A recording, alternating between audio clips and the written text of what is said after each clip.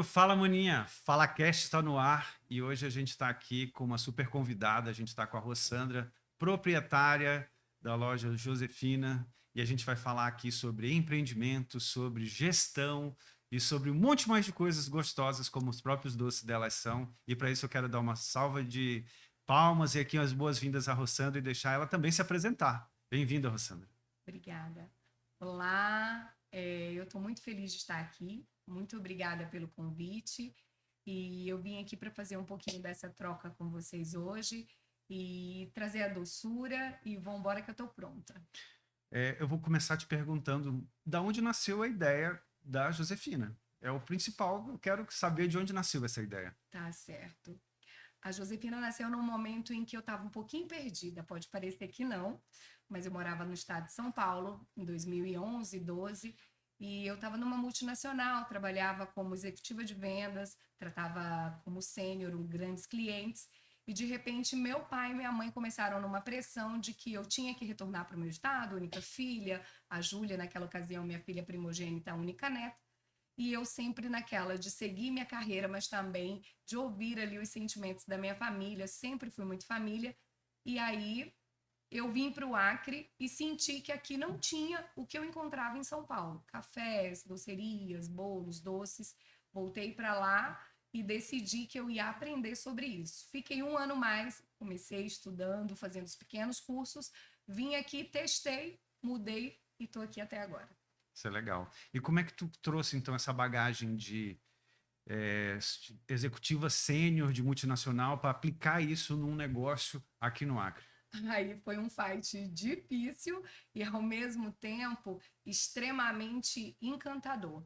Eu, Rossandra, vendia contratos assim grandiosos. Sempre fui comercial, comissionada. Para vender um brigadeiro, quando eu abri a minha primeira portinha, que foi meu primeiro quiosque na faculdade que eu formei, na FAO, lá em 2013.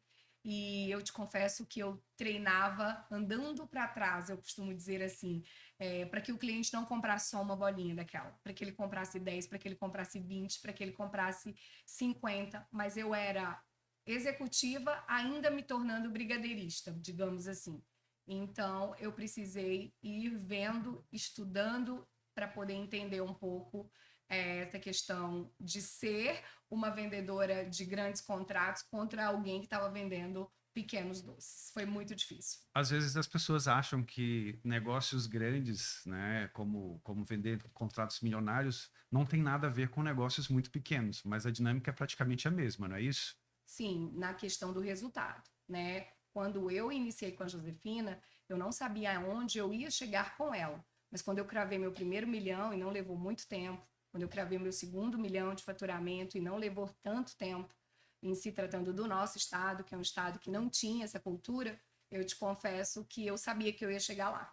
E como é que tu fez essa diferenciação de doce? Porque no final das contas as pessoas tendem a achar que brigadeiro é brigadeiro, mas a gente sabe que no final das contas há diferenciação de produto, porque afinal de contas o Rolex que é vendido por R$ 50.000 é praticamente o mesmo relógio que a Cássio vende de R$ 250. Qual foi essa diferenciação? Da onde tu conseguiu sair desse mesmo para ser o diferencial? São Paulo, né, berço da gastronomia, me fez experimentar o chocolate belga. E eu nunca fiz brigadeiro anteriormente. Então, para lembrar, a Josefina começou vendendo brigadeiro. Ela não era hoje. Hoje ela tem um mix de produto, mas ela não era assim quando ela iniciou. Então, eu fiz o meu primeiro curso com uma grande brigadeirista na época, em Cotia, no interior de São Paulo, e desci a serra, eu morava em Santos, com uma caixa de 30 brigadeiros e peguei um engarrafamento muito grande. E naquele engarrafamento eu estava muito chateada, porque eu tinha pago R$ 1.000, R$ 980 por um curso de brigadeiro, para aprender a acionar leite condensado, creme de leite e chocolate Calebo na época, que estava chegando no Brasil, e tornar aquilo brigadeiro gourmet. E eu tava assim, gente, só isso mesmo? Foi só para isso que eu subi?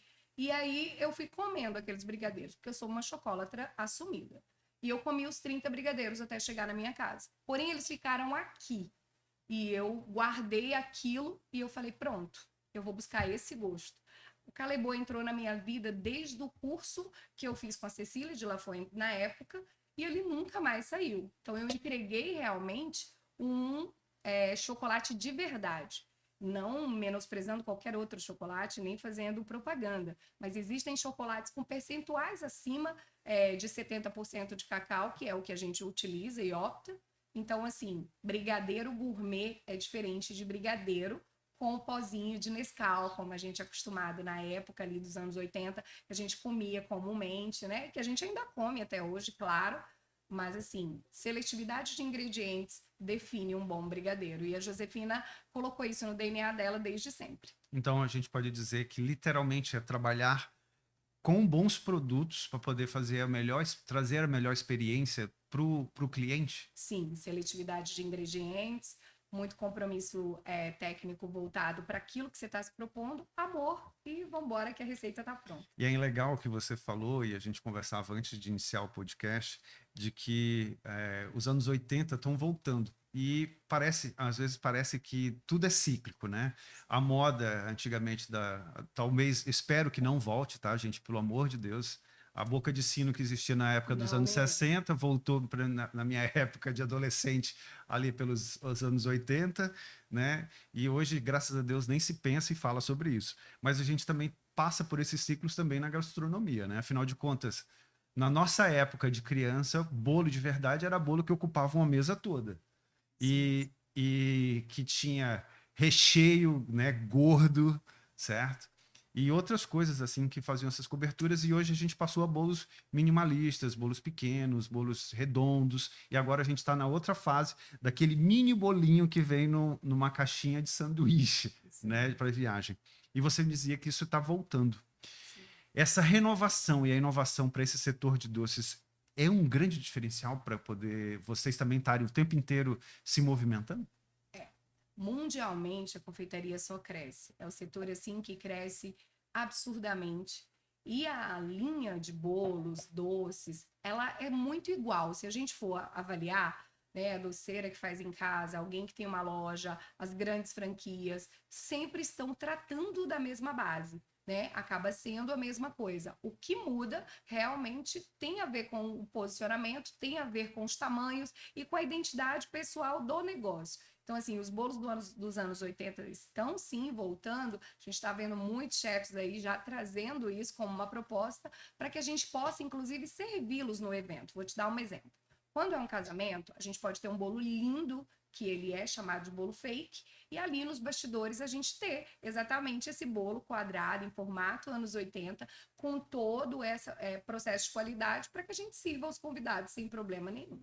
E quais foram as estratégias que você adotou ao longo desse tempo para poder estar sempre se inovando, renovando? Como você tratou isso? Uau, disso é bem complicado. Assim, no início eu não tinha estratégia, tá? Eu posso ser muito clara. Eu queria voltar para o Acre, não tinha mais aquela intenção de trabalhar para ninguém e pedi para o meu pai, por favor, acreditar em mim. E ele, como meu investidor ali no meu primeiro quiosque, falou: eu vou acreditar nesse quiosque, mas isso não vai dar camisa para ninguém. E ele acreditava que as minhas bolinhas realmente não me levassem a lugar nenhum.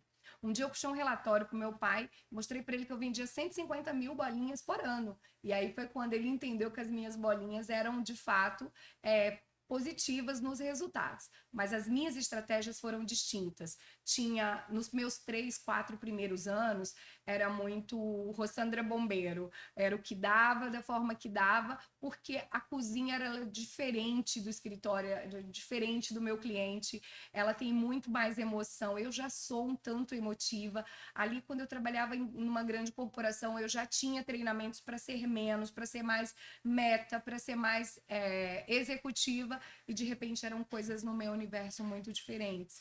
E ser diferente talvez é algo que, assim, que seja da minha personalidade, né? Eu não tenho essa finesse toda que eu transmito através do produto. Eu não tenho, mas eu tenho esse sentimento de entregar o melhor, de colocar cada detalhe, de pensar no posicionamento, de selecionar o ingrediente, de falar na produção que não, nós não vamos agir assim porque o nosso cliente merece o melhor. Isso não são falas prontas dentro do meu negócio. Isso é o que eu realmente trago na personalidade Josefina. Então, se a gente for falar um pouquinho sobre as estratégias, hoje eu consigo ser uma estrategista melhor e consigo olhar para o mercado com um olhar mais das minhas quedas, dos meus acertos, do que eu vivi de uma forma prática. Mas quando eu entrei nesse negócio, ele não existia, eu não tinha nada e ele era só um sonho. Quanto tempo faz que a Josefina nasceu?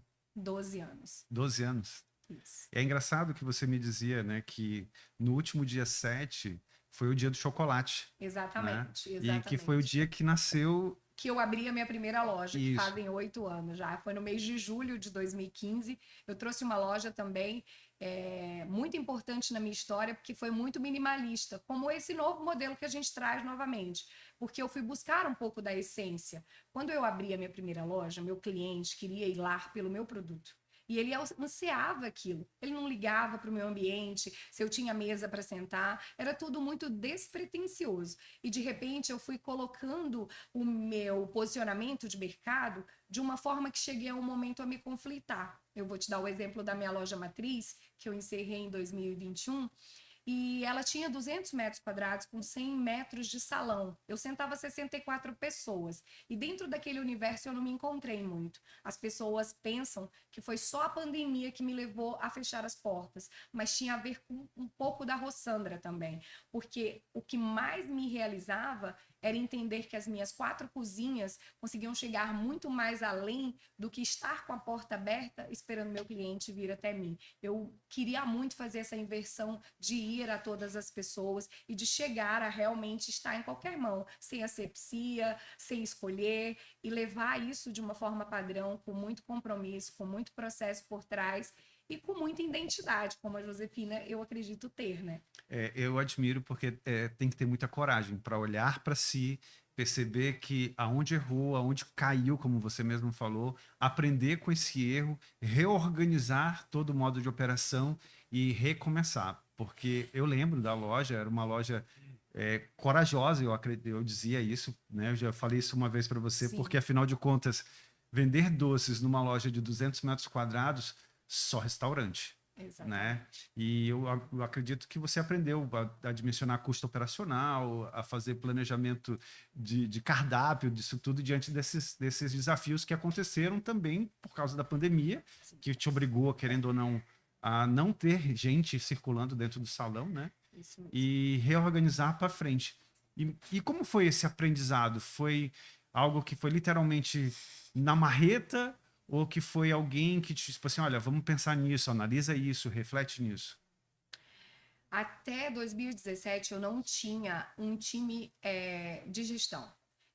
Uma empresa familiar vindo de um pai e uma mãe que já tinham 60 anos, que não entendem do mercado, irmãos técnicos que não se envolviam, filha mulher única sem ter alguém ali do seu lado. Então, eu tinha a gratidão dos funcionários que hoje, eu tenho gente com 8 anos comigo, né?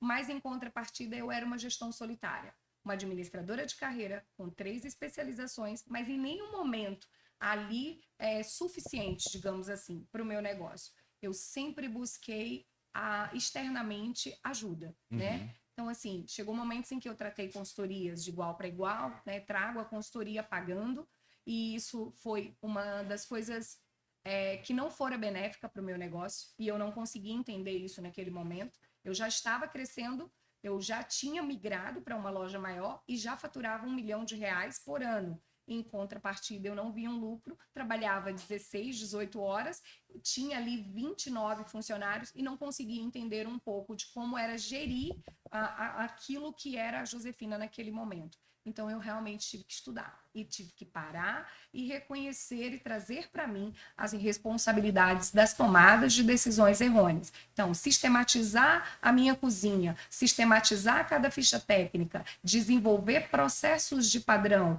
dentro do meu negócio foi uma das coisas que eu aprendi sem que ninguém, como consultor, pudesse trazer. Em contrapartida, eu replicava isso para a minha equipe operacional e dentro de buscar o que a consultoria oferecia, eu fui tomando decisões que eram desnecessárias, ao meu ver, hoje, naquele momento, e que foram bem difíceis para eu conseguir segurar o carro depois que ele estava só com 3 rodas. Então, vamos lá, eu cresci rápido, fiquei notória, não tinha processo. criei os processos e quando identifiquei que eu não estava tão bem financeiramente, aí sim eu entendi que eu não precisava de consultor externo, porque as respostas estavam em mim, estavam comigo.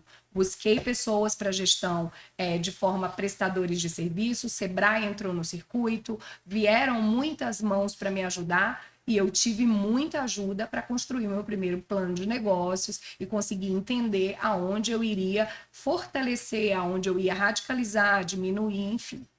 E tu acredita que nesse processo de olhar, não só para olhar, como você disse, assim, porque eu trouxe consultorias, não me serviram, e depois, quando eu parei, olhei para dentro, é que eu consegui ver coisas. Mas isso também não está aliado ao fato das próprias ferramentas que tu já tinha, como ex-executiva, como profissional de administração, porque eu também venho dessa área de administração e eu lembro que a gente aprende exatamente sobre o básico, que é estabelecer processos, mecanismos, metodologia, fazer precificação, olhar para dentro, e parece tão primário, mas quando a gente chega no nosso negócio, a gente não faz.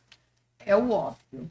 É assim, talvez não é nem que não façamos. Eu acho que às vezes a gente acha que a gente não é suficiente para aquilo, ou que o jogo não é ganho a partir da gente naquela frente. Então, o financeiro, para mim, ele é muito consequente. Então, eu não fico me preocupando com os números, sabe? Eu não fico ligando se o caixa bombou ou não bombou. O meu maior desafio era colocar a minha cozinha automatizada em processos rodando de uma forma desafiadora para a Rossandra, porque ela não é gastrônoma, não é especialista em cozinha, nunca pilotou, digamos assim, uma panela, um fogão, até 2013 ela decidiu empreender. Então, assim, de coração, eu falo para você que eu gostaria muito de ter encontrado as ferramentas mais rápidas, porque elas já estavam sim estabelecidas. Em contrapartida, eu gostaria de ter naquele momento me sentido mais suficiente para o meu negócio, não ter me anulado tanto e realmente ter colocado ali, digamos que, a estrada na minha frente para eu saber para onde caminhar, né? Entendi. Então eu fiquei muito incerta. Eu não sou suficiente, vou colocar alguém aqui para jogar comigo e ao mesmo tempo vou ficar aqui, se ela estiver necessitando de mim, eu tô aqui, tanana. Mas não conseguia ter essa autoestima a ponto de olhar e falar, não, tá tudo contigo. Você entende quanto que custa o brigadeiro, como é que formula ele, como é que fraciona ele, como é que congela ele, como é que vende ele. Por que você... Aí disso uma base vai para o bolo, vai para, né, os outros doces e etc. Então, assim, eu acho que faltou um pouco da Rossandra mais madura para ser menos uma executiva de negócio e mais uma empreendedora de pé de loja, de chão de fabricação, coisas assim. Eu costumo dizer que, às vezes, o que a gente aprende na faculdade não se aplica no mundo real, né? Porque no final das contas, alguns professores, é óbvio que conhecem muito do que estão falando, mas eles não conhecem do mundo real do negócio, em que, às vezes, um produto hoje que eu vendo a R$5, ele não pode ser vendido daqui a 30 dias por 5, porque a inflação já comeu e levantou o preço do produto que eu tenho, né? E, assim, às vezes eles querem lembrar a gente de que dá para poder diminuir, aumentar isso e aquilo, e não é bem assim, né? Não mesmo, né? Se a gente for avaliar dessa forma que você coloca, os produtos eles teriam que acompanhar a inflação e seria quase que diário, digamos assim, ou tão mais rápido. E praticamente impossível. Do consumidor acompanhar. O consumidor não acompanharia e dentro de não acompanhar ficaria difícil para a gente também, porque imagina o retrabalho de estar aqui o tempo inteiro fazendo e recalculando situações. Eu acho que como você disse, na faculdade, quando a gente está ali, né, aos 20 anos, a gente acredita que quando a gente sai, a gente vai mudar o mundo, né? Eu sempre, na faculdade, dizia que eu chegaria a uma multinacional. E tinha colegas que falavam, aonde? Mas como? No Acre? E eu nunca pensei em morar em São Paulo, né? O que me levou para São Paulo foi um problema pessoal meu, né? Naquela época eu me separei, eu não queria ficar no Acre, eu falei, eu vou embora. Escolhi Campinas e fui. Eu botei meu currículo na Cato e dali ele foi selecionado, tudo bem. Então, assim, o que eu posso te dizer é que quando a gente sai da faculdade, a gente sai preparado, mas a gente não sai pronto. Acho que a gente nunca tá pronto. Não, ninguém nunca tá pronto. Nunca tá. E eu acho engraçado que você tá falando isso e você lembrou exatamente que eu acho que foi na terça-feira uma dessas terças-feiras eu fiz um vídeo falando exatamente dessa preparação, né? Que a gente tem filhos, vê eles pequenos e eles vão crescendo. E hoje, por exemplo, o meu filho mais novo, o Gabriel, ele tem 14 anos, vai fazer 15, mas ele já está mais alto do que eu. E quando eu lembro e olho para ele quando ele era criança, eu nunca imaginei que ele ficaria esse homem desse tamanho e que estaria preparado para daqui a pouco ele tá pronto para sair e ir ao mundo ou qualquer coisa do tipo, né? Então, às vezes a gente é o óbvio, mas a gente não está preparado para esse óbvio, né? Não, nós nunca estamos prontos nem preparados. Eu tenho uma filha de 17 anos, que ano passado no Enem Teste ela passou para o vestibular. E esse ano ela vai de verdade para a faculdade. E olhar para a minha vida hoje, para poder imaginar que eu posso me separar da Júlia para esse período dela ter que estudar, né, para ela poder ir para uma outra cidade, não é fácil. A gente não está pronto para os filhos crescerem, não está pronto para nada na vida. Eu acho que todo dia é um dia de aprendizado. Deixa eu te perguntar uma curiosidade mesmo. Tu já esteve, né, literalmente ali com a mão na massa desde o começo? Hoje em dia tu só supervisiona ou tu ainda continua com a mão na massa dentro da cozinha? Como é que é isso? Gente, não se enganem com a minha escova e com esse gloss que eu estou usando. Eu sou extremamente apaixonada pela cozinha. E quando eu iniciei, eu e mais uma cunhada, então eu não tinha nenhuma diarista. E eu cheguei a ter 67 funcionários.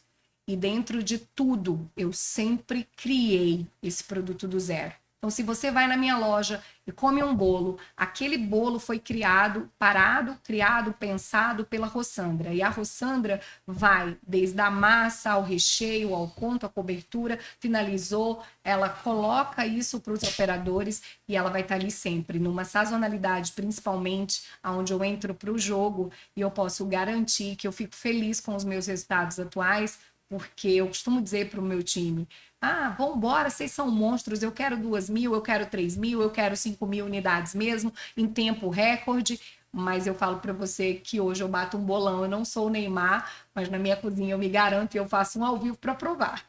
Isso é bom, a gente depois pode marcar para ir lá, né, Igor? Isso mesmo. Fazer algumas filmagens, fazer teste. Isso mesmo. A gente se compromete, né? Isso, e eu me comprometo a estar com o fouet na mão.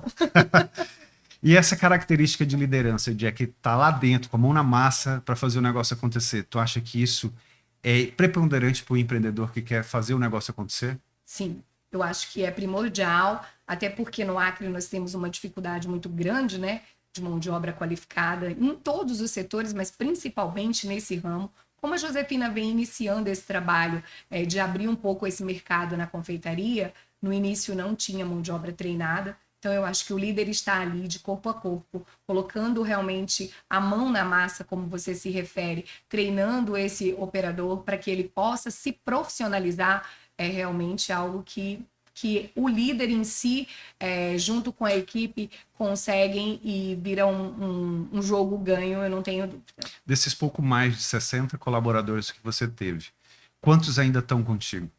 Hoje, 6. Desses 6... estão há 8 anos, né? 12 anos. Eu tenho hoje, a minha mais antiga, Jaqueline, tem 8 anos. Tem 8 anos. E aí é uma questão mesmo de administrador para administrador. Como é que tu fez para diminuir esse turnover e manter essa equipe, praticamente que deve ter sido a equipe base para treinar as outras, para ajudar nos outros empreendimentos, a expandir? Como tu conseguiu fazer essa retenção de talento? Na verdade, eu adquiri alguns equipamentos que velocizam o meu processo e que conseguem me auxiliar. São máquinas extremamente modernas que eu possuo, algumas desde 2017. E eu consigo, às vezes, com um único operador, minimizar o custo de 10 operadores quando se trata de chocolate puro, por exemplo. Eu hoje não preciso fazer uma temperagem de processo na mão. Tem uma máquina que faz a temperagem de 100 kWh. E aí é uma fonte ininterrupta. Então, se eu tenho um operador já muito bem treinado para ele fazer casquinhas de bombons, digamos assim, pão de mel, brownie, qualquer coisa que refira a uma base de chocolate, ele consegue bater uma meta de 1.000 ali nas 8 horas dele, sem nenhum tipo de problema, porque a máquina está fazendo o processo dela. Uma dosadora, se eu tiver um operador dentro de uma dosadora, que é uma trufadora de bombons, ele consegue estar naquilo em 6 horas de trabalho, ele consegue trufar 3.000 itens sem problema. Mas, na verdade, estar com esse número de funcionários, existem muitas questões para que eu esteja com esse número de funcionários. Não tem necessariamente a ver com o meu melhor momento, digamos assim, né? Eu passei por uma pandemia, passei por demissão em massa, passei por dificuldades, mas realmente tem funcionários que falavam, por favor, não me manda embora, não me demite, eu fico aqui até tudo ficar bem, porque eu acredito no projeto Josefina. E, de repente, o projeto Josefina, ele nunca parou, ele nunca morreu, ele nunca deixou de atender nesses anos que nós não estamos na loja matriz. E esse retorno agora, a loja, ela é extremamente minimalista, mas os meus 6 funcionários, hoje, na minha gestão, equivalem realmente a 15 operadores ontem. Eu imagino. E agora, esse novo momento que você está vivendo da Josefina para levar. Isso mesmo. Conta como é que é isso. Para não colocar to go, para não colocar take away. Take away. Isso, para não colocar os inglês que depois ficam dizendo o que é isso, o que a gente precisa fazer? Simplificar a comunicação para que as pessoas entendam. Gente, nós estamos com uma portinha aberta, a gente cuidou de cada detalhe, o produto é o mesmo, é aquele nascente lá dos 10 anos atrás, do passado, e querendo ou não, a gente está lá de terça a sábado diariamente para poder atender o teu desejo do doce. Então hoje, a Josefina para levar ou para levar, né? Ela é a Josefina de retirada, mas ali tem uma mesinha onde eu também vou poder tratar uma noiva quando ela vier para uma degustação, ou minha mãe, ou meu time. Também vai poder fazer business, também vai poder falar de contrato corporativo, também vai poder falar de um ponto de revenda, que a Josefina distribui hoje produtos para vender, né, para revender. Então, assim, na verdade, ela só não vai ter mais aquela pompa e o glamour de você poder ir lá, sentar numa confeitaria, ficar com os teus amigos. Mas eu garanto que a memória afetiva vai ser a mesma. Também tem café? Tem café. Isso é o mais preponderante para essa visita. Não pode faltar. Nem que não tenha, a gente passa um na hora. Isso é bom. Bom, empreender envolve risco. A gente sempre soube e aprende, e isso até através dos filmes, que todo empreendimento envolve algum tipo de risco. Quais foram os maiores desafios que aconteceram ao longo desses 12 anos que você está aí nesse mercado, empreendendo? E quais foram que você enfrentou, né, nesse teu próprio negócio? E quais foram as grandes lições tiradas disso? Um dos meus maiores desafios realmente foi colocar o meu negócio para rodar sem a minha presença e colocar o meu negócio dentro de um mercado que não tinha uma referência, né? E eu não tinha uma identidade, não tinha uma referência e eu precisava nascer. Então foi bem difícil esse primeiro momento. Um dos maiores desafios no início fora esse, porque os desafios mudam. Eu acho até que eles vão só acentuando, agravando, aumentando um tiquinho. O meu maior desafio foi a troca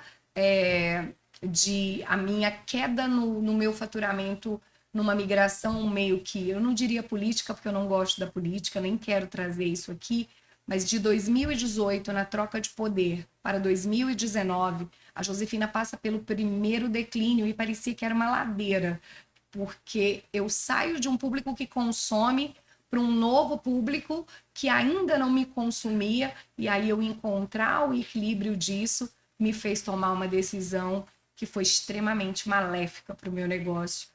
E eu fui orientada, e dentro dessa orientação jurídica, tomar essa decisão, para mim, hoje, se você me pergunta, é o maior arrependimento da minha vida, que foi aceitar ir para uma recuperação judicial.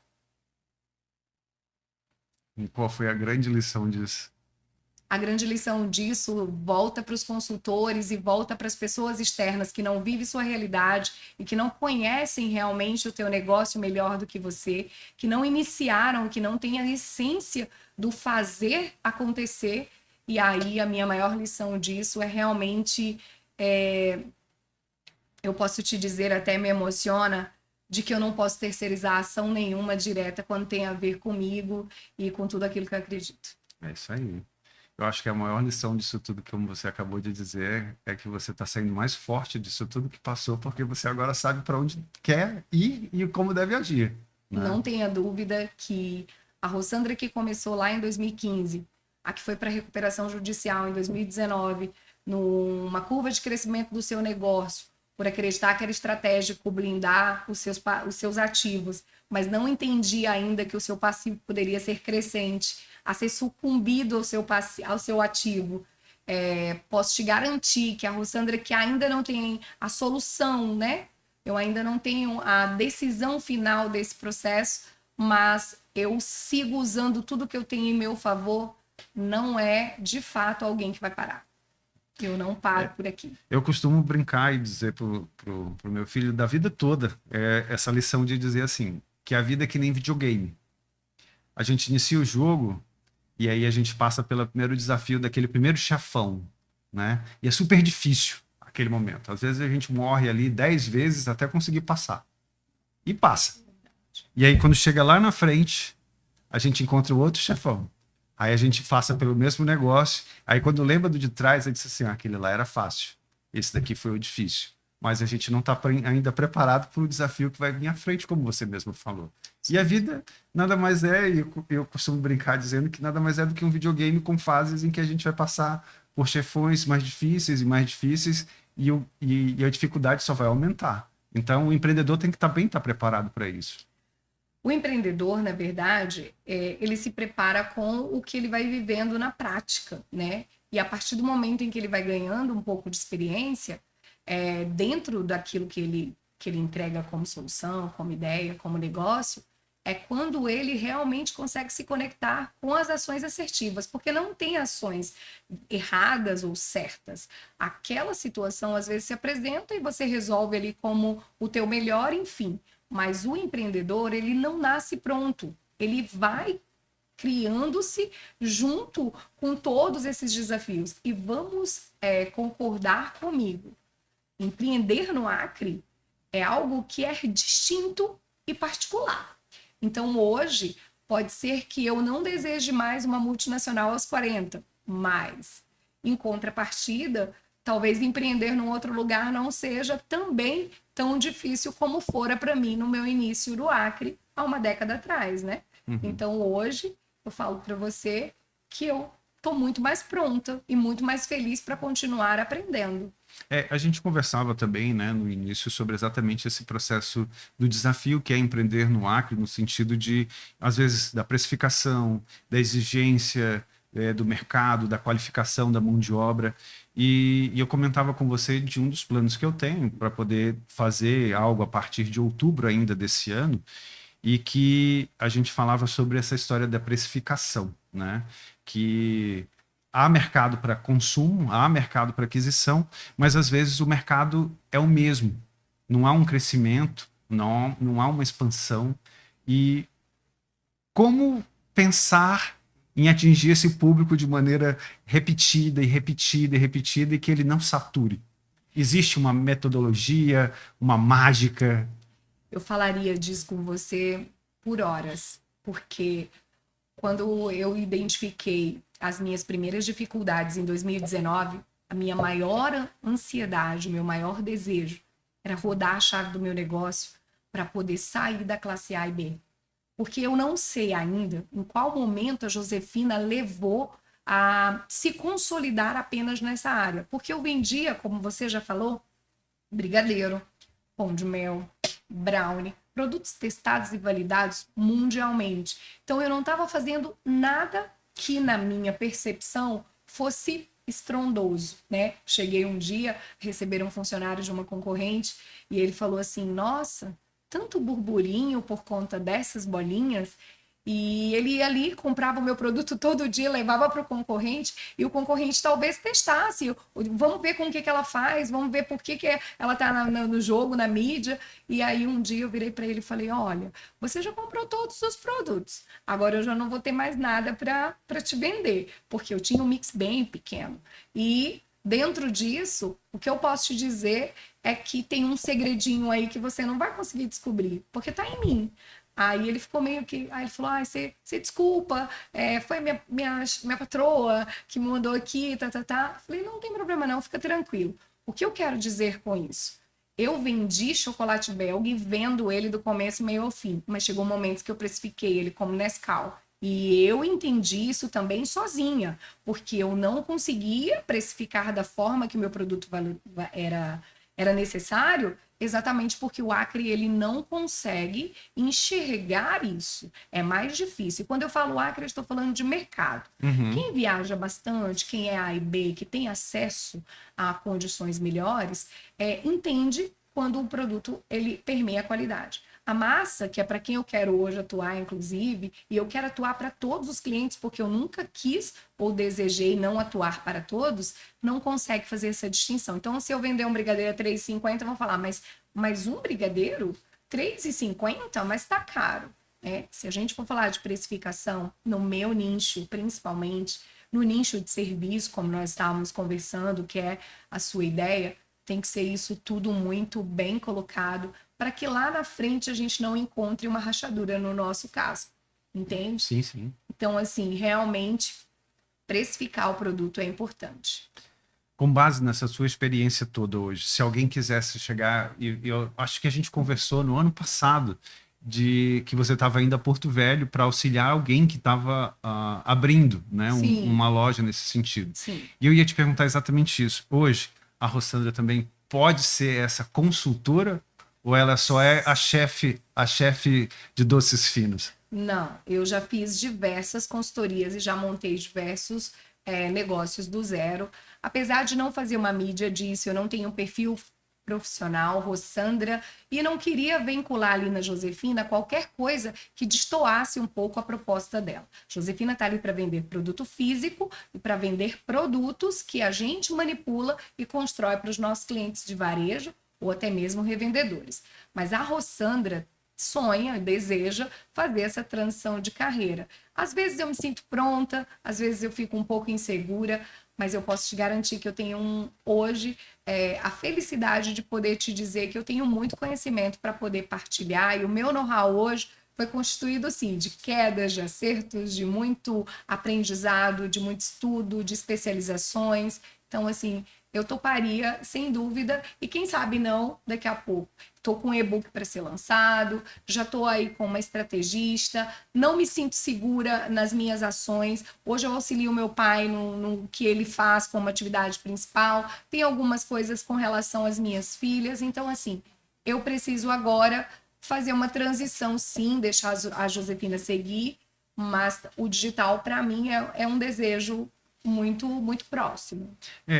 Isso é interessante, é onde eu vou chegar na pergunta, é o seguinte, a gente tem aqui na mesa vários produtos da Josefina, alguns, não todo o portfólio, né? E a gente também tem aqui dentro do estúdio hoje, aqui da 2P, um cara também que está envolto aí com esse negócio de gourmetização do negócio, o Igor, né? Ele faz esfirra. Eu não sabia disso. E além das esfirras, assim, todos os convidados que vêm adoram. Adoram essa esfirra. E aí só que isso é para consumo interno. Não. Para consumo interno. Não vamos profissionalizar esse negócio. Se hoje o Igor quiser abrir uma empresa, uma loja para poder começar a vender isso, qual é o primeiro conselho que você pode dar para ele? Na verdade, ele não precisa abrir a loja. Calma lá, ele vai abrir uma loja. O primeiro conselho que eu dou para ele é que ele coloque um auxiliar do lado dele, vá para a cozinha, teste as esfirras, reteste de novo, crie sabores, coloque tudo isso para rodar, teste a venda, abra a porta e comece realmente a se colocar à disposição do mercado. O mercado acriano é assim, ele precisa realmente estar vivenciando a experiência constante para ele poder realmente validar o negócio, viu, Igor? Eu te dou todo o apoio e quando eu entrar lá eu desenvolvo o processo, como fazer os processos de massa, a carne, como armazenar, práticas de manipulação de alimentos, toda essa questão de treinar a equipe interna, que é o operacional cozinha. Eu estou aqui já à disposição, meu currículo está na mesa. Olha aí, gostei de ver. E aí eu quero que tu me fale desse teu ano sabático que tu tirou em Porto Velho.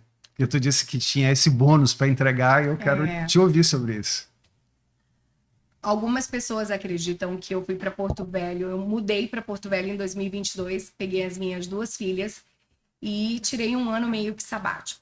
Atendi todos os clientes que nos procuraram junto com a minha equipe. A Josefina não parou. Minha mãe ficou aí conduzindo, a Jaqueline, que é da minha produção, à frente. Lá em Porto Velho atendemos diversos clientes. Lá a gente já tem pessoas que revendem nosso produto, supermercados. Mas eu, Rossandra, precisava sair. A pandemia, ela me trouxe danos muito grandes, né? Eu não consegui me recuperar em 2021. 2021, que foi aquela pós-pandemia, para mim ainda fora muito intenso. Eu demiti mais de 30 pessoas e eu perdi para esse coronavírus diversas outras que eu amava. Então foi muito forte para mim e eu me sentia muito incapaz de reconduzir as coisas a partir da pandemia, porque eu lutei como uma guerreira, eu fiz tudo o que eu pude como uma líder que não parou, mas quando foi em setembro de 2021, eu percebi que eu estava doente. E a depressão, ela me pegou de um jeito que ela quase me levou embora. E quando eu olhei para mim, dentro das condições em que eu estava, eu disse para os meus pais que eu precisava de ajuda. Mas com essa Rossandra muito forte, que nunca cai nem com gripe, que não afina para nada e que produz, como você disse, do 1 ao 100, as pessoas não me levavam a sério. Mas eu estava morrendo, essa que é a grande verdade. Eu me sentia só viva porque a Alice e a Júlia precisavam de mim, mas a Rô, ela estava indo e eu não podia ir, porque a Alice e a Júlia só tem a mim, fora a base de apoio do meu pai, da minha mãe, dos meus irmãos e das pessoas que nos amam. Eu não podia deixar de ser mãe e eu perdi muito tempo sendo a dona da Josefina, sendo a Rossandra que ajudava tantas pessoas e que também partilhava tantos momentos de alegria, mas eu perdi muito tempo sendo mãe. Não sendo mãe, para mim, era um peso que eu carregava. E de repente, quando eu olhei para mim e eu entendi que Deus podia fazer por mim, não iam parar os negócios, que eu precisava daquele tempo e que a Júlia e a Alice poderiam ser parte dessa cura, eu não pensei 2 vezes.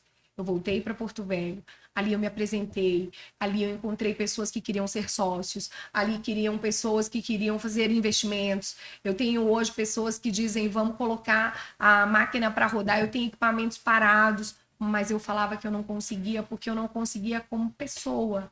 Então, assim, tirar um ano sabático foi poder fazer atividade física, levar as meninas na escola, acordar, contemplar a graça, entender que Deus, ele te supre naquilo que você mais deseja, quando você mais deseja. E se você me perguntasse se eu trocaria 2022 por 2017, quando eu abri aquela loja tão grande, tão pomposa, tão cheia de marketing e de estrutura, falaria para você que eu seguiria em 2022 ainda, porque ele foi, de fato, o ano que eu consegui olhar para mim. Olhar para mim era sempre muito difícil, porque eu olhava para todos, para tudo, e me entregava, porque sou muito exigente, a todos, mas eu conseguia me anular em todos os sentidos. Mas eu nem estou falando de felicidade plena, estou falando de banir toda a dor que eu sentia por eu achar que eu não podia, que eu não merecia e que não parar não era algo para mim. Então eu pausei. E essa pausa foi o suficiente para eu estar aqui contigo hoje. Essa pausa é suficiente para eu te dizer que essa Josefina que vem e logo vem mudança para consumo, sim. Nós temos estrutura em construção para entrar com a parte de salgados de retorno. Daqui a pouco receber vocês em ambiente refrigerado, e com tudo isso, mas um pouco mais leve, sem muita perfeição e muita situações previsíveis, porque eu entendi que não tem previsível no mundo dos negócios, não tem previsível em mundo algum, porque a pandemia me colapsou, me silenciou e levou embora o que eu tinha de mais importante, que eram as pessoas. Perder o meu time foi muito forte, destruir minhas lojas foi muito forte, silenciar as máquinas foi muito forte. fechar as portas foi muito forte. Ver o desespero das pessoas mundialmente foi muito forte. E a Rossandra que não parava, não conseguia olhar para isso com um pouco mais de calma, ela passou a olhar para isso como uma sobrevivente dessa guerra toda. Então, eu quase perdi meu pai. Eu fui o 14º de infectada, com o meu nome estampado num jornal.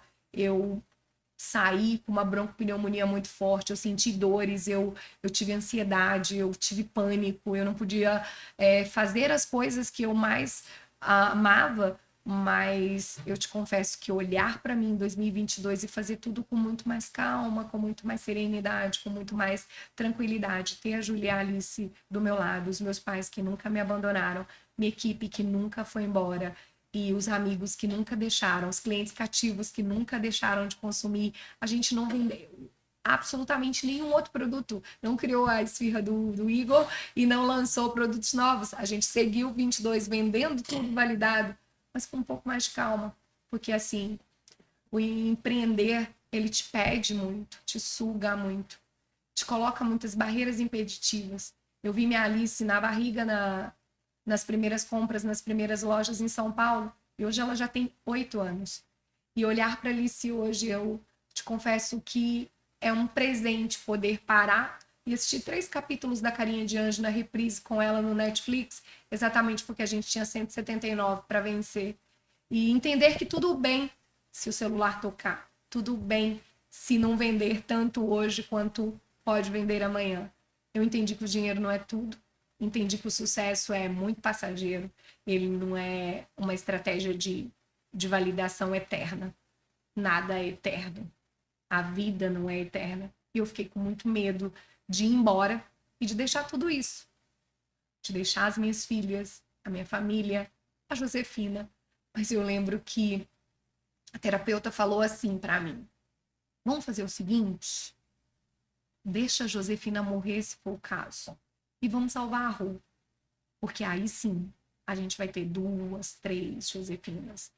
Agora a Rô, só com a Josefina, ela não vive. E naquele momento, eu tinha um tio que eu amava muito, que o filho é médico, que salvou meu pai, mas não conseguiu salvar o próprio pai. E eu vi ele dentro de um saco preto. E entender que aquilo era o fim foi forte demais para mim. Então, 2022 foi a minha cura de pós-pandemia, de 10 anos, de 22 anos de trabalho, porque eu já tenho 14 de CLT, mas foi a pausa que a Rossandra precisava, sabe? Ela merecia. E eu amei poder fazer o que eu quisesse, não ser a dona da Josefina, apesar de Porto Velho me conhecer muito, da gente ser muito bem aceito, do produto rodar muito bem, de ter aparecido um grupo médico dizendo a gente vai abrir 6. Quando ele falava 6, o meu corpo tremia, porque eu falava não, 6 não, 6 eu não dou conta. Mas o que eu quero dizer é assim, não existe negócio nenhum, pode parecer clichê, CNPJ nenhum, estratégia nenhuma, que possa ser mais valioso que a tua vida. Eu acrescentaria, né, diante de tudo isso que você disse, também da própria família, né? Porque eu passei por um processo semelhante a esse seu. O ano passado foi um ano passado, o ano que passou também foi um ano que eu tirei para não fazer praticamente nada. E foi um ano de reconexão. Foi um ano de reconexão com os meus filhos, com a minha própria esposa, e que parecia que eu era visitante em casa, né? E ter hoje essa perspectiva de que mais proximidade, intimidade com a esposa, mais intimidade e proximidade com os filhos, te leva a essa reflexão de que trabalho, CNPJ, recurso, status, fama, nada disso vale a pena. É melhor ser reconhecido como o pai do Gabriel, da Sofia, do Isaac, marido da Lilian, do que qualquer outro status, né? E é exatamente o que eu gostaria de deixar aqui. A Josefina, ela existe, que eu, Rossandra, junto com toda a minha família e muitas mãos, construímos. Mas a Rossandra passou a ser uma coadjuvante da sua própria vida quando eu me perdi nesse caminho. Então, realmente, me colocar à frente de tudo e de todos com muita humildade e reconhecer as minhas limitações e as minhas necessidades de cura naquele momento, em 2021, e assumir isso em 2022, foi uma das coisas mais valiosas da minha vida. E a minha família, você falando disso, eu nem sei como agradecer, porque as minhas filhas seguravam de um lado da minha mão, os meus pais seguravam de outro, os amigos tocavam os ombros e qualquer parte do corpo que pudesse dizer eu estou aqui. Eu nunca estive sozinha, tem muita gente que me ama e aceitar esse amor para mim era muito difícil, fora muito difícil. Eu acho que tá lá bem atrás tudo isso. Eu sigo buscando essas respostas, mas ser amada, ser valorada de alguma forma até 2021 era impossível. Hoje não. Pode ser que seja só o começo, mas eu já consigo identificar o caminho para buscar isso cada dia um pouquinho mais. Que legal. Parabéns, viu? Obrigada. Tu falou sobre 6 lojas que os seus amigos disseram em abrir. Você falou sobre abrir outro negócio para trabalhar com salgados. Quais são os planos para o futuro da Josefina? Na verdade, Acre, Rondônia, várias lojas. na verdade é assim. Eu já busquei muitos investidores em momentos que não eram oportunos. Já busquei muitas estratégias esgotando as que não davam certo. Mas eu nunca conseguia me olhar como uma empresa que pudesse dizer assim, nossa, eu quero aplicar recurso nesse modelo, aportar um capital aqui. E em Porto Velho eu tive um olheiro para isso, empresários que não são do nicho e que olharam como clientes e depois, né, como amigos e disseram, a gente quer apostar. Eu estou pensando, avaliando, não tem nada ainda certo. E minha mãe me ensinou, depois de uns anos, que a gente também tem que calar um pouquinho. Aí, quando as coisas acontecem, a gente vai contando. Mas os planos agora é começar novamente, é não parar. E usar todo o meu patrimônio em função do melhor para a Josefina. E o meu patrimônio que eu falo, o meu patrimônio técnico adquirido, os meus ativos adquiridos para tal.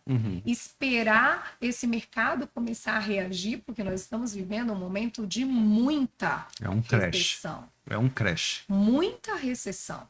O Acre está colapsado em consumo, varejo, atacado, as pessoas não têm mais condições de comer a cesta básica. Imagina quando trata-se do doce. É um recomeço, mas é não parar, tá? O sonho Josefina não morreu nunca, não vai deixar de existir. E eu quero virar uma palmeirinha, velhinha, com 90 anos. Eu amo ela partiu agora, mas eu sempre fui fã, porque ela foi comunicadora aos 60 e poucos anos. Eu acho que até lá eu me convenço de que eu realmente preciso continuar com a Josefina e seguir, enfim, com os meus sonhos, os meus novos projetos. É não parar. Esse do salgado que você falou, eu tô falando do Igor, né? Que você falou no início. Eu tô Vamos falando fechar uma assim, parceria, né, Igor? nós não vendemos absolutamente nada que não fosse macarrons, chocolates, né? E continuamos vendendo nossas toneladas anualmente. A gente não para. Pode parecer que nós não estamos no game, mas nós estamos muito no game, porque business, negócios, contratos, produtos não significa loja física, significa produzir e ter para onde escoar. Eu vou assim, a complementar a sua fala no sentido de que eu acho que a pandemia, eu acho que o único resultado positivo que ela trouxe foi essa perspectiva de que não há mais necessidade de lojas físicas, de que não há mais necessidade de trabalho físico, pode ser trabalho em home office, remoto, as lojas podem ser delivery, né? Pode ser para um takeaway ou para levar como a Josefina. E eu acho que isso foi um resultado positivo que trouxe, né? Sim. A pandemia, ela realmente colocou a gente numa condição de ter que fazer naquele time, naquele momento. E a loja física ela é importante, experienciar e levar sua família, tomar um café. mas você também pode ter experiências e eu quero realmente resgatar um pouco de levar o meu produto para casa para você partilhar com a tua família.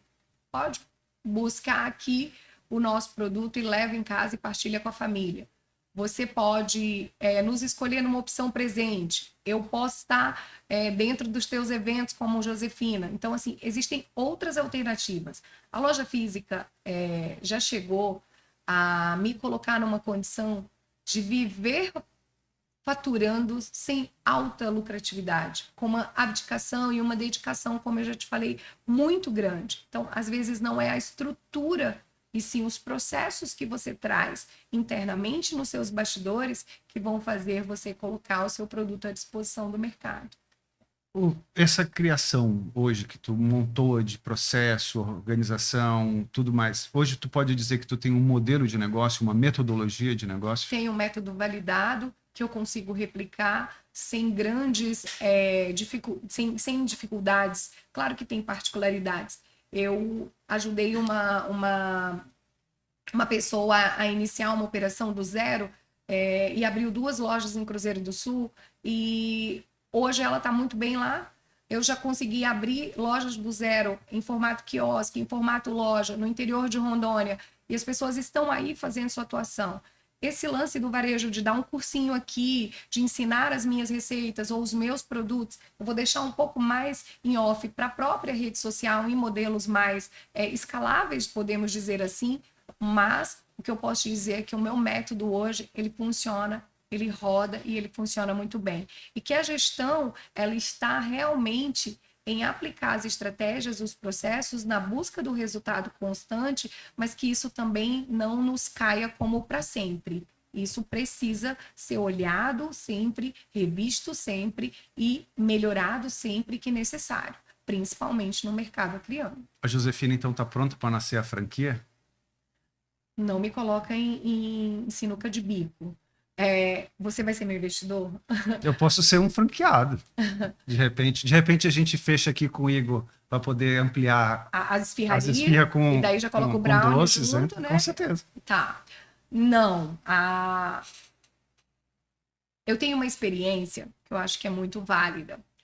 Eu recebi uma prospecção de um mercado, perdão, de um empresário local, da área médica também, né? Esses caras que têm aí uma grana para poder investir, né? E ele falou assim, eu quero uma loja para Natal, eu quero levar essa loja embora. E isso viveu. Eu assinei contrato e tudo, vou te contar, porque eu acho que é bem legal. Eu falava para ele assim, olha, não dá para levar uma loja para Natal, não dá para levar um modelo Josefina Matriz para Natal, porque eu não vendo esse modelo de negócio aqui, ele não é replicável. Eu sempre entendi que replicar o negócio como um modelo quiosque shopping, por exemplo, como uma outra condição minimalista, ok, uma loja de 30 metros quadrados, que nem eu para levar, tudo bem, mas uma matriz não.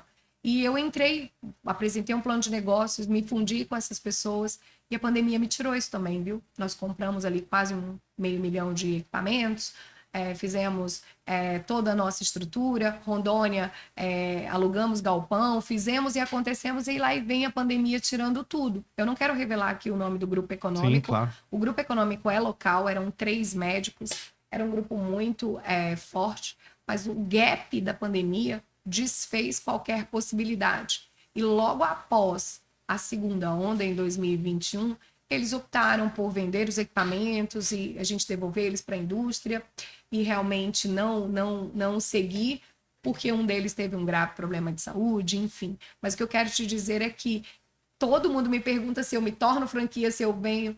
Eu acho que as pessoas querem dizer, sabe o quê?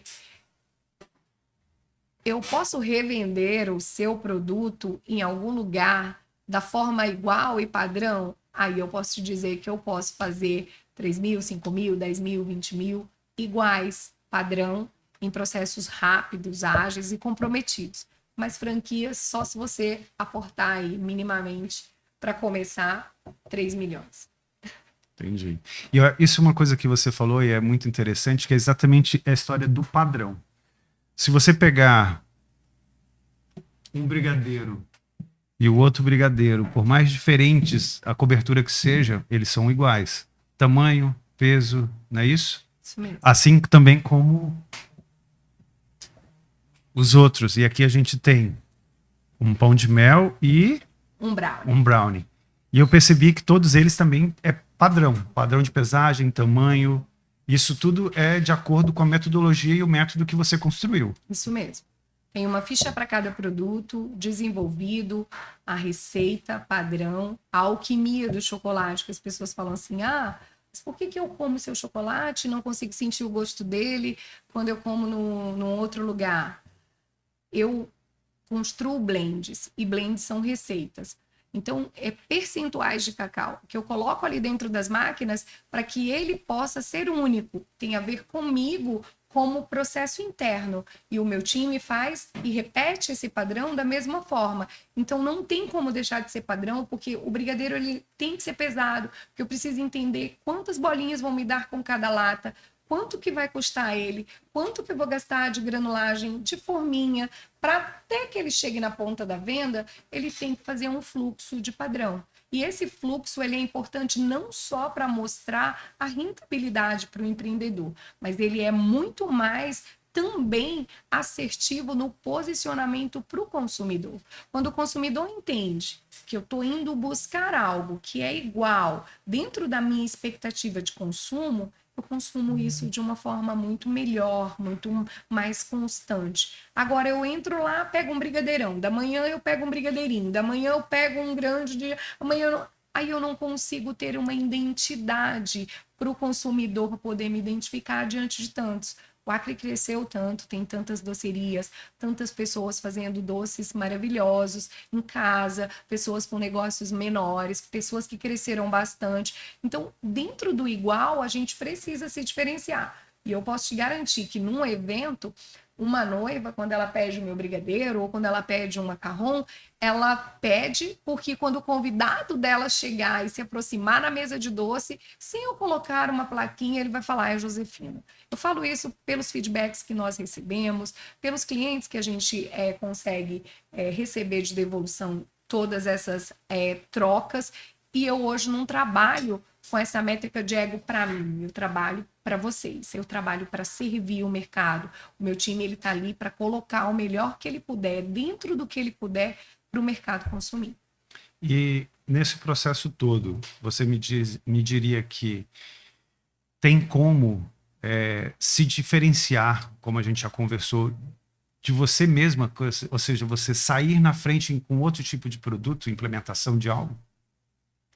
Tem, mas se a gente for avaliar mundialmente, a confeitaria ela já está numa condição que ela já nem tem mais o que lançar, porque a gente não tem só esses produtos. Sim. Mas se a gente for fazer uma torta, se a gente for fazer uma sobremesa, se colocarmos um produto, alguém já lançou à frente. Então a gente sempre vai estar vivendo isso, porque é tudo muito rápido com a rede social. Mas eu tenho sim intenção de trazer produtos com qualidade, acessíveis de preço, com volume maior, para que todas as pessoas experimentem e consumam o meu produto.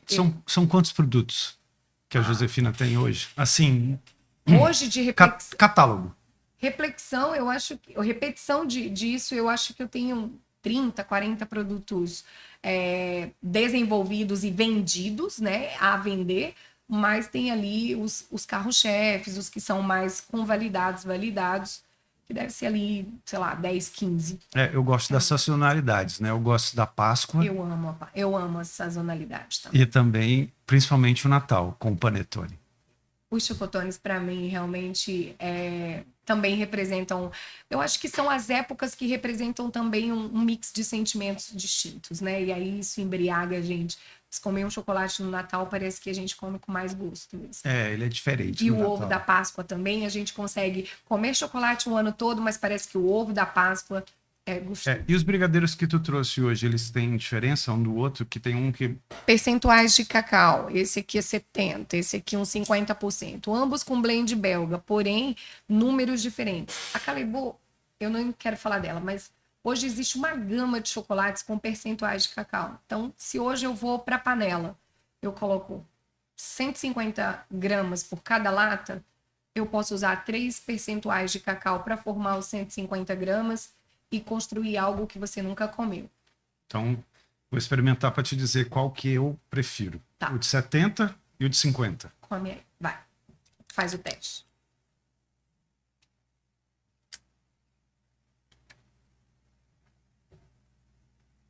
Lá, Não tem café, né? Mas vamos de água.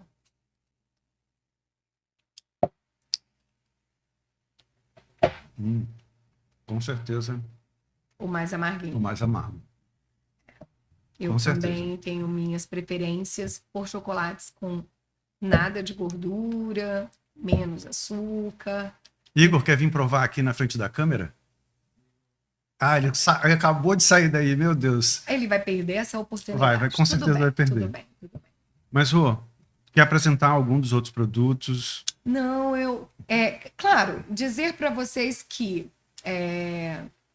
nós estamos funcionando nesse novo modelo, com todos os produtos de balcão, sobremesas, né?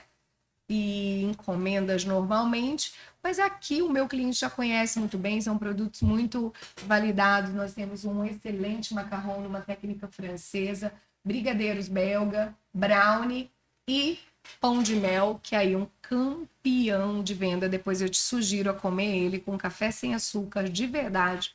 Leva um doce de leite cozido na panela, aquele bem do tempo da nossa avó, mas que nós cozinhamos de verdade, porque eu não costumo abrir mão disso, porque foi a receita primária. Então, assim, come esse pão de mel, experimenta. E muito obrigada por colocar aí os produtos à disposição para que as pessoas vejam, sintam saudade e agora possam ir lá na lojinha matar essa saudade. Então, por fim, para que você possa falar uma mensagem direta aqui para quem está ouvindo a gente, um conselho final para quem quer empreender e se tornar um empreendedor de sucesso diante de tudo isso que você viveu e contou para a gente. Olha ali para aquela câmera e fala a tua mensagem para essa pessoa que quer ser esse empreendedor de sucesso como você é. Então, para você que quer se tornar um empreendedor de sucesso, eu te sugiro que você comece. Comece pequeno, com constância, com muito amor, com muito sentimento dentro daquilo que você vai entregar, o que vai colocar à disposição do mercado. Entenda que você vai ter muitos desafios, mas não desista, segue firme, seja resiliente, organizado, desenvolva condições de processos internos, que os resultados vão chegar e você com certeza vai ser muito feliz. Rô, eu quero te agradecer mais uma vez por ter vindo até aqui, estar disponível para bater esse papo com nós todos e dizer que o estúdio também e a gente está aqui à disposição sempre que você precisar para poder bater papo. E só te agradecer, minha amiga. Imagina, eu que quero te agradecer pela oportunidade. Me sinto feliz. Não tenho, não é comum para mim essa questão de falar de mim, de falar das minhas conquistas, das minhas dificuldades, dos desafios. Mas estar aqui com vocês foi muito legal, muito bacana. Segue firme com o programa, tá lindo. Eu tenho acompanhado. Traz mais pessoas para poder realmente continuar partilhando com a gente conhecimento. Sorte, sucesso para você, para a equipe toda. E muito obrigada pela oportunidade de poder falar um pouquinho de mim, um pouquinho da minha história e um pouquinho do que eu venho fazendo aí nos últimos tempos. Maravilha. Gente, então o FalaCast fica por aqui. A gente se vê na próxima segunda, às 20 horas. Até lá.